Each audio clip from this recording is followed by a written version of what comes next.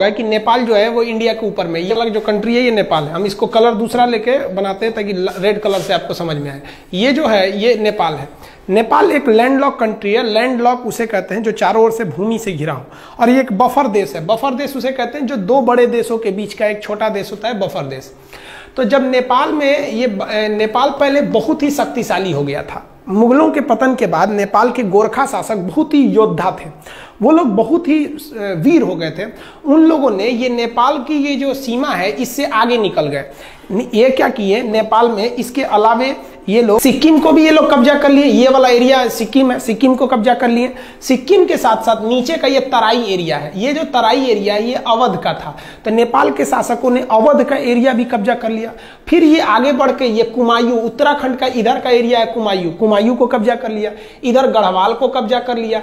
कुमायूं और गढ़वाल को मिला देते हैं तो उत्तराखंड हो जाता है। इन दोनों को कब्जा कर लिया। और यहाँ थी सतलज नदी, सतलज नदी, और ये थी तीस्ता नदी। तो नेपाल की जो सीमा बन गई वो सतलज नदी से लेकर कहाँ तक हो गई, ये तीस्ता नदी तक हो गई। ये यहाँ टी लिख देते हैं, तीस्ता, एस फॉर सतलज। सतलज से तीस्ता नदी के बीच में इनकी क्या हो गई, सीमा बन गई। इतना लंबा इनका क्षेत्र हो गया। इन बढ़ते साम्राज्य को देखते हुए ब्रिटिशर्स, उस समय तो हम लोग स्वतंत्र थे नहीं, इंग्लैंड का कब्जा था हमारे ऊपर, तो जो ब्रिटिशर्स थे सब इंग्लैंड वाले, उन्होंने इसके साथ युद्ध कर दिया। उस युद्ध को कहते हैं एंग्लो नेपाल वार, आंग्ल नेपाल युद्ध। यह युद्ध चला 1814 से लेकर 1816 के बीच में। इस युद्ध में गोरखा बहुत वीरता से लड़े, लेकिन अंग्रेजों का हथियार अच्छा था, उनकी स्ट्रेटजी अच्छी थी। अंततः अंग्रेजों की जीत हो गई और 1816 में एक संधि साइन हुआ। उस संधि यानी समझौते का नाम था सुगौली की संधि। अब आपसे क्वेश्चन ये पूछ सकता है कि सुगौली की संधि कब साइन हुई थी। तो देखिए, सुगौली की संधि साइन हुई थी 1815 में, याद रखिएगा। और वो इम्प्लीमेंट यानी कब उसको अमल में लाया गया, कब से वो लागू हो गया, तो वो 1816 से। तो आप 1816 ही याद रखिएगा क्योंकि उसी दिन से वो लागू हुआ था। एक क्वेश्चन और पूछता है कि सुगौली कहाँ पे है, तो सुगौली बिहार के चंपारण में है। यहीं पे समझौता हुआ था गोरखा और अंग्रेजों के बीच में। इस समझौते के तहत कुछ बातें कही गई थी, उसको समझिए। इस समझौते के तहत कहा गया कि गोरखा लोगों ने जो गढ़वाल जीता है वो अंग्रेजों को वापस करे, कुमायूं वापस करे, तराई का क्षेत्र वापस करे, सिक्किम वापस कर दे। तो जब ये वापस कर देगा तो नेपाल की तो सीमा बदल जाएगी। अब सतलज से तीस्ता थोड़ी रहेगी जब ये वापस कर देगा। तो तब नेपाल की एक नई सीमा का निर्धारण किया गया जिस पर लेकर अभी विवाद चल रहा है। तो उस सीमा का नाम क्या है, तो समझते हैं हम लोग।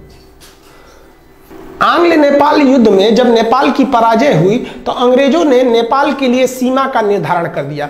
उन्होंने कहा कि उत्तराखंड में जो शारदा नदी है, इसी शारदा नदी को ना नेपाल के लोग काली या महाकाली कहते हैं। तो जो महाकाली नदी है वो यहाँ से सीमा बनाएगी पश्चिम से, और इस सर में मेची नदी, मेची नदी वो नेपाल से ही निकलती है। नेपाल का लास्ट नदी है मेची नदी। ये मेची नदी नेपाल से निकलकर बिहार के किशनगंज, इधर पे जिला है किशनगंज, किशनगंज में महानंदा नदी से वर्तमान में मिल जाती है। तो ये इधर में महाकाली नदी बॉर्डर बन गया और यहाँ पर मेची नदी बॉर्डर बन गया। इन्हीं के बीच में क्या हो गया भैया, नेपाल हो गया। और नीचे में त्रिवेणी, आप पता होगा बिहार के चंपारण में त्रिवेणी बांध है, तो नीचे में त्रिवेणी नदी। तो ये नीचे का एरिया था, वो विवाद का कारण नहीं है। वर्तमान विवाद का काम महाकाली नदी। तो आप समझ गए। अब बात समझते हैं ये क्या चीज है, काला पानी और ये लेपुलेख विवाद, इस सब के बारे में। तो इतना समझे। अब नेक्स्ट स्लाइड में हम समझते हैं, ध्यान से समझिएगा। ये जो ट्रीटी थी, ट्रीटी को अगर आप ध्यान से देखेंगे इस पे, तो हम आपको समझा दिए थे। इंडिया नेपाल के बीच में एंग्लो नेपाल वार 1814 से 16 के बीच हुआ। सिगौली की संधि चंपारण में है 1816 में। कौन कौन से एरिया वापस करना पड़ा था, गढ़वाल, कुमायूं, तराई और सिक्किम का एरिया। नदी कौन कौन सी हो गई, महाकाली नदी से लेके, महाकाली नदी यहाँ से, और इधर में मेची नदी के बीच में ये हो गया था। आप भले इसका स्क्रीनशॉट ले सकते हैं। पहले जो नेपाल था, पहले का नेपाल की सीमा यहाँ पे क्या थी, सतलज नदी, और इधर में तीस्ता नदी। लेकिन बाद में क्या कर दिया गया नेपाल की सीमा को, नेपाल के सीमा को यहाँ पे ये हो गया आपका नेपाल, नेपाल में इधर बना दिया गया मेची नदी को कि भैया पूरब में आपका मेची नदी और इस साइड में महाकाली नदी, महाकाली नदी। तो ये सुगौली की संधि के बाद का है। नेपाल कहता है कि भैया हम इसी को मानेंगे। तो विवाद कहां से है, इसको मानेंगे। तो समझिए इसके बारे में। हालांकि इसका स्क्रीनशॉट लेना चाहते हैं तो ले सकते हैं, नहीं तो आप एक नोट्स बनाते चलिएगा। विवाद का कारण क्या है, तो उत्तराखंड से हम लोग को मानसरोवर यात्रा की शुरुआत करानी थी हम लोग को। तो मानसरोवर यात्रा कैसे होगा, तो ध्यान से देखिए। मानसरोवर यात्रा के लिए हम लोग एक बहुत लंबा रास्ता तय करते थे। मानसरोवर जाने के लिए हम लोग सिक्किम के यहाँ पर एक दर्रा है जिसका नाम है नाथुला दर्रा। इस नाथुला दर्रा से हम लोग कैलाश मानसरोवर जाते थे। यहाँ शंकर जी का स्थान है कैलाश मानसरोवर पर्वत पर, महाकाल। तो यहाँ हम लोग जाते थे जो श्रद्धालु हैं। तो भारत सरकार ने सोचा कि क्यों ना हम इन लोग को उत्तराखंड के रास्ते पहुंचा दें। यहाँ पर भी एक दर्रा है जिसका नाम है लेपुलेख दर्रा। तो यहाँ से क्यों ना पहुंचा दे। आप खुद देखिए कि यहाँ से बहुत फायदा होगा, दूरियां घट जाएंगी। इससे एक और फायदा क्या हो जाएगा कि हम चाइना से फ्यूचर में जब कभी युद्ध होता है तो हम यहाँ से सेना भी पहुंचा सकते हैं, क्योंकि चाइना का भरोसा करना बेवकूफ़ी होगी। तो भारत सरकार ने यही सोचा कि भैया हम यहाँ सड़क बना देते हैं। तो भारत सरकार में जितनी भी सीमा पर सड़कें बनेंगी बॉर्डर पे, वो बनाने का काम करता है border road organisation, BRO, border road organisation BRO। ये सेना के अंडर में एक संस्था है, यही काम करती है। ये क्या करेगी भैया, बॉर्डर पे सड़कें बना। अब विवाद कैसे हो गया, देखिए यहां पर काला पानी एक जगह का नाम है, काला पानी तक सड़क थी। उस सड़क को आगे बढ़ाकर लेपुलेख दर्रा तक लाया गया। यह सड़क की लंबाई थी 80 किलोमीटर। अब नेपाल कह दिया कि भैया आप ये जो सड़क बनाए हैं 80 किलोमीटर, ये हमारे एरिया में है, क्योंकि काला पानी और लेपुलेख दर्रा, लेपुलेख ये तीनों देशों की सीमा पर है। इधर में नेपाल, इधर में इंडिया, इधर नेपाल, इधर चाइना। तो ये जो आप सड़क बनाए ना, ये सड़क गलत है, ये हमारे एरिया में आप मत बनाइए। नेपाल कह रहा है कि हम सुगौली की संधि को मानते हैं, भारत कह रहा है कि हम भी उसी को मानते हैं। फिर विवाद कैसे हुआ, समझिए ध्यान से। देखिए आप इसको समझ लीजिए कि नेपाल है, यहां मान के चलिए नेपाल है, ये नेपाल हो गया, और यहां पर उत्तराखंड है। इधर का एरिया ये उत्तराखंड में जो महाकाली नदी है उसकी 3 शाखाएं हैं। ध्यान से समझिए, आप नक्शा को देखिए। जिसको हम ब्लैक कलर से किए हैं ये नेपाल है, और ये जो रेड कलर से बना दिए हैं ये इंडिया का उत्तराखंड राज्य है। अब सुगौली की संधि कहा गया था कि ये जो ब्लू कलर की नदी आ रही है, ये महाकाली नदी, ये नेपाल और इंडिया का बॉर्डर बनाएगी। दिक्कत इस बात की है कि नदी का उद्गम जो है वो 3 नदियों से मिलकर होता है। एक इधर वाले का नाम है लिम्पियाधुरा, इधर जो है लिम्पियाधुरा, तो सबसे इधर वाला एरिया है लिम्पियाधुरा, इधर में हो गया काला पानी, और सबसे लास्ट में है लेपुलेख, सबसे लास्ट में लेपुलेख। इंडिया कहता है कि जो महाकाली नदी शुरू हो रही है वो लेपुलेख से शुरू हो रही है। कहां से शुरू हो रही है, लेपुलेख से। इसलिए लेपुलेख से जब ये शुरू हो रही है तो इधर का पूरा एरिया मेरा हो गया। नेपाल क्या कह रहा है ससुरा कि जो महाकाली नदी शुरू होती है वो लेपुलेख से नहीं शुरू होती है। नेपाल कहता है कि यह लिम्पियाधुरा से शुरू होती है। लिम्पियाधुरा से जब शुरू होती है तो ये बॉर्डर होना चाहिए। यानी सारा का सारा झमेला ये इसी एरिया के लिए, ये हल्का सा जो एरिया इसको हम दूसरे किसी कलर से कर देते हैं, ये एरिया से विवाद है। सारा विवाद इसी एरिया को लेकर हो रहा है। अब आपको बता दें कि ये जो एरिया है, इस एरिया पर पहले से कब्जा इंडिया का है। ये जो ट्राई जंक्शन है तीनों का एरिया, इस पर अधिकार पहले से इंडिया का है। तो नेपाल कह रहा है कि भैया मेरा है, आप खाली करिए। नेपाल को ये गर्मी कहाँ से है भैया, इतना जुनून जो कभी हमसे आंख मिला नहीं सकता था, आज इतना बढ़ के बोलने लगा। समझिए इसके बारे में। तो ये समझ गए, बॉर्डर रोड ऑर्गेनाइजेशन ने एक न्यू सड़क बनाई थी। कहां से, काला पानी से लेपुलेख तक 80 किलोमीटर। किस लिए, मानसरोवर यात्रा पर जाने के लिए। अब नेपाल ने एक नया नक्शा लगा दिया। नेपाल ने अपने नए नक्शा में लिम्पियाधुरा को, काला पानी और लेपुलेख, यानी ये पूरे एरिया को अपने नक्शा में दिखा दिया कि भैया ये पूरा एरिया नेपाल का है। इसने अपने नक्शा में दिखा दिया। इंडिया ने कहा भैया हम ये नक्शा को नहीं मानते, ये नक्शा गलत है। वो कहता कि नहीं आप मानिए, क्यों नहीं, ये सुगौली की संधि 1816 की बात है। तो आप समझ रहे हैं ना, वो उद्गम से एक झमेला है कि कहाँ से माना जाता है यहाँ पर। अब थोड़ा समझिए नेपाल ऐसा क्यों कर रहा है। नेपाल में अभी जो सरकार है वो सरकार है नेपाल कम्युनिस्ट पार्टी की। जैसे अपने यहाँ भारत में बीजेपी की सरकार है, उसी तरह फिलहाल नेपाल में नेपाली कम्युनिस्ट पार्टी है। ये चाइना की कम्युनिस्ट पार्टी से बहुत मैच करती है, दोनों की विचारधारा मैच करते हैं, इसलिए ये चाइना की ओर बहुत बह रहे हैं। और उसके प्राइम मिनिस्टर हैं KP शर्मा ओली। ये तो समझिए कि एकदम बैठे हैं चाइना की गोद में जाने के लिए तैयारी में। इनको समझ नहीं आ रहा है कि चाइना इनको बर्बाद करेगा। चाइना किसी को भी अपने डेफ्ट ट्रैप में बिछा लेता है, यानी कर्जा देकर उनको फंसा लेता है। इतना ना कर्जा दे देता है औकात से ज्यादा कि ये कर्जा चुका नहीं पाते हैं। उसके बाद कहता है कि मेरा कर्जा लाइए, तो ये कुछ कर नहीं पाते, कहते नहीं है। तो चाइना कहता है तब मेरी बात मानिए। यही चाइना करना चाहता है किनके साथ? नेपाल के साथ। इनको शर्म नहीं आ रही, समझ में भी नहीं आ रहा है और शर्म भी नहीं आ रही है। कैसे? नेपाल चाइना के कहने पर ये सारा विवाद खड़ा किया है। और हद तब हो गया जब कल नेपाल के prime minister KP Sharma Oli ने क्या कहा, India spread corona virus in Nepal, यानी भारत के लोग नेपाल में कोरोना वायरस फैला रहे हैं।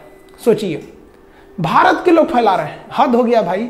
हिंदुस्तान ने नेपाल को 2 लाख टैबलेट दिया था हाइड्रोक्सीक्लोरोक्विन का, 2 लाख टैबलेट दिया था नेपाल को पैरासीटामोल का, और वो भी उससे पैसे नहीं लिया था, गिफ्ट में दे दिया था कि भैया आप हमारे पड़ोसी हैं। और अमेरिका को हम लोगों ने पैसे में बेचा था।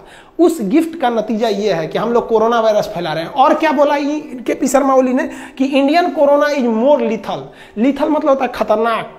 मतलब इंडिया का जो कोरोना वायरस है वो अमेरिका, इटली और चाइना के वुहान वाले कोरोना से ज्यादा खतरनाक है। हद है भैया आपका।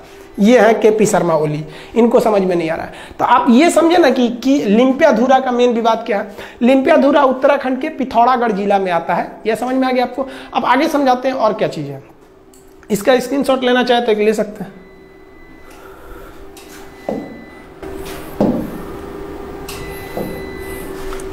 देखिए, जो सड़क बनाया गया है वो सड़क बनाना जरूरी भी था। हमारे जो श्रद्धालु कैलाश मानसरोवर यात्रा जाते हैं, आप उनका स्थिति देखिए, कितने दुर्गम इलाके में जाते हैं, दुर्घटना हो जाती है। और भी आप देखिएगा तो इस एरिया में क्या हालत है सड़क का। आप देखिए कितनी गहरी खाई है। इतनी गहरी खाई में ये लोग, हम लोग की यात्रा करनी पड़ती है। ये मतलब जो कैलाश मानसरोवर की यात्रा पे जो श्रद्धालु जाते हैं उन पे, तो ये सड़क बनाना एक तरह से जरूरी भी तो था। तो बॉर्डर रोड ऑर्गेनाइजेशन ने पहाड़ तोड़ के सड़क बनाया। देखिए, इतना आसानी से सड़क नहीं बनते हैं। ये पहाड़ तोड़ के सड़क बनाया और बनने के बाद नेपाल कह रहा है कि भैया ये एरिया हमारा है, आप खाली कर दीजिए। तो थोड़ा हम अब हम ये समझते हैं कि इंडिया को नेपाल के साथ क्या करना चाहिए। हर चीज का एक कंक्लूजन होना चाहिए। तो देखिए उसके बारे में। देखिए, पहला तो इस मुद्दे को हमें नॉर्मली डेलीगेट बेसिस पे कूटनीतिक तौर पे सुलझा लेना चाहिए। कूटनीतिक मतलब होता है बातचीत करके अधिकारियों के द्वारा इस मामले को सुलझा लेना चाहिए। क्यों? क्योंकि हम अपने दोस्त बदल सकते हैं, पड़ोसी नहीं बदल सकते हैं। दोस्त तो बाद में आते हैं, पड़ोसी तो बगल में रहते हैं। अगर हम अपने पड़ोसी से ही दोस्त की तरह व्यवहार रखेंगे तो ज़्यादा अच्छा रहेगा। तो इंडिया इसीलिए नेपाल को समझाता है, लेकिन ये समझ नहीं रहे हैं। तो चलिए एक हम दिखाते हैं। नेपाल के साथ इंडिया ने ट्रेलर दिखाया था 2015 में। 2015 में मधेसिया विवाद था। इंडिया के कुछ मधेसिया जाति के लोग नेपाल में बसे हैं। नेपाल उन लोग का ध्यान नहीं रख रहा था। इंडिया ने भी क्या किया, तो ध्यान से देखिएगा। नेपाल का जो बॉर्डर शेयर होता है इंडिया के साथ, ये मैदानी क्षेत्र है। यहाँ ट्रक वगैरह जा सकते हैं, इस रास्ते से ट्रक वगैरह जा सकते हैं। लेकिन ये वाला एरिया पूरी तरह पहाड़ है और बड़े बड़े पहाड़ हैं। माउंट एवरेस्ट भी उसी साइड में है, बड़े बड़े। तो चाइना से इधर आना बड़ा मुश्किल हो जाता है। इसलिए चाइना हो गया या कोई भी हो गया, वो अपना सामान अगर चाहते हैं कि नेपाल को बेचें, तो वो नेपाल को बेचने के लिए वो सामान को चाइना से वो कलकत्ता बंदरगाह पे उतार देते हैं और कलकत्ता बंदरगाह से ट्रक के रास्ते इसको नेपाल पहुंचा दिया जाता है। इसका मतलब नेपाल पूरी दुनिया से अगर चाहता है जुड़े, तो उसके लिए 2 ही रास्ते हैं, या तो भारत या तो चाइना। अब समझिए भारत और चाइना में क्या प्रॉफिट है उसको। अगर कोई आलू आप नेपाल भेजते हैं इंडिया के रास्ते, तो ट्रांसपोर्ट को जोड़कर अगर खर्चा निकालिएगा तो 1 किलो आलू अगर 10 रुपया है, तो नेपाल पहुंचते पहुंचते वो 10 रुपये किलो का आलू 12 रुपये किलो हो जाएगा, क्योंकि यहाँ ट्रक वगैरह का भाड़ा भी जोड़ना है। लेकिन वही आलू जो 10 रुपये किलो अगर आप चाइना की ओर से भेजिएगा, तो ये आलू 250 रुपये किलो हो जाएगा। इतना भयानक इधर मतलब पहाड़ है, सबकी जा ही नहीं पाएंगे आप यहाँ पे। तो इसलिए नेपाल को भी सोचना चाहिए कि भैया अगर भारत ने यहाँ से ब्लॉक कर दिया तो हालत खराब हो जाएगा। 2015 में भारत ने यहाँ से ब्लॉक कर दिया था, 2 महीने तक ब्लॉक कर दिया। 2 महीने में नेपाल का ये हाल हो गया कि नेपाल के जहाजों के पास पेट्रोल नहीं था। वो नेपाल के प्रधानमंत्री बोले थे कि कोई भी जहाज अगर नेपाल में आता है ना, तो आप वो जहाज का पेट्रोल लेके आइएगा, हमारे यहाँ पेट्रोलों नहीं बचा हुआ है। ये हाल हो गया है नेपाल का। तो अगर इंडिया ब्लॉकेज लगा देता है तो नेपाल कहीं का नहीं बच पाएंगे। तो नेपाल को भी सोचना चाहिए कि हम ये ट्राई जंक्शन जो है, जिसे वो लिम्पियाधुरा को मान रहा है, हम लेक को छोड़ ही नहीं सकते हैं, एकदम कंफर्म छोड़ नहीं सकते हैं। और ये नरेंद्र मोदी बैठे हैं प्रधानमंत्री, कश्मीर छोड़वे नहीं किए, लोग कूद रहे थे पाकिस्तानी, ये वो लेपुलेख छोड़ेंगे यहाँ पे। इनका भी दिन खराब चल रहा है, विनाशकालीन विपरीत बुद्धि। आप समझदार हैं, आप भी समझते हैं ये सब चीज़ों के बारे में। तो ये टोटल ट्राई जंक्शन का विवाद था। आप होप आप समझ गए होंगे काला पानी। तो काला पानी, लेपुलेख, लिम्पियाधुरा, ये एरिया जो है ये कहाँ पर है? पिथौरागढ़ उत्तराखंड में है। तो नेपाल को इंडिया की कितनी ज़रूरत है आप समझ सकते हैं। और हम लोग ने कभी भी नेपाल का बुरा नहीं चाहा है। इवन हमको नेपाल के बारे में भी सोचना चाहिए। हिंदुस्तान ने ऐसा कोई युद्ध नहीं जीता है जिसमें नेपाल के गोरखा भाइयों का खून न बहा हो। हमारे जनरल थे मानिक शाह, बहुत ही बहादुर फील्ड मार्शल, जनरल से भी ऊपर का पद होता है फील्ड मार्शल। इतना ऊपर पद होता है सेना में कि आज तक 2 ही लोग को मिला ही, KM करियप्पा और मानिक शाह। मानिक शाह ने बोला था कि अगर तुमसे कोई कहता है कि मुझे मरने से डर नहीं लगता है तो समझ जाना वो झूठ बोल रहा है, या तो वो गोरखा सिपाही है। तो भारत में गोरखा सैनिक भी है। तो हमें ये भी देख के चलना है कि नेपाल से अच्छा संबंध बना के रखें ताकि वहां से हमारे देश में गोरखा सैनिक आ सके। बहुत ही योद्धा होते हैं और पहाड़ों पर लड़ने के लिए माहिर होते हैं, और कश्मीर में पहाड़ी एरिया में वो बहुत कुशलता से अंजाम दे सकते हैं। कारगिल की लड़ाई में भी वो लोग भाग लिए थे। हम भी भगवान से दुआ करते हैं कि भाई जल्दी जल्दी, एक तो कोरोना का संकट है, उस पर से एक नया संकट लेके चले आए, तो इसको भी जल्दी से सुलझा लेंगे नेपाल और भारत के इस रिश्ते को। आई होप आप इसको समझ गए होंगे। नेक्स्ट हम आपको समझा देंगे कि टूर ऑन ड्यूटी क्या चीज़ है, सेना में 3 साल कैसे जाना है, फिर नेपाल से क्या, नेपाल के साथ चाइना के साथ अभी जो नया विवाद हो गया है वो क्या चीज़ है, इस सब के बारे में हम समझा देंगे।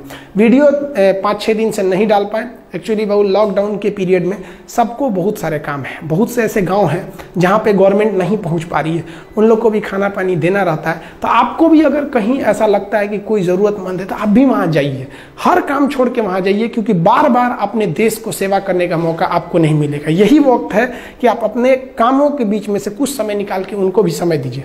तो जब अब कभी कभी वीडियो रुक जाता है तो आप बात समझिए बाबू, उस काम को भी हम छोड़ नहीं सकते। तो थोड़ा हम उधर बिजी थे इसलिए हम वीडियो नहीं बना पाए, अब आ गए हैं, अब वीडियो कंटिन्यू रहेगा। आई होप आप ये समझ गए होंगे। नेक्स्ट वीडियो में हम फिर चर्चा करेंगे, अब सब्जेक्ट भी स्टार्ट कर देंगे, बायोलॉजी जो छोड़े थे या फिर पॉलिटी वगैरह।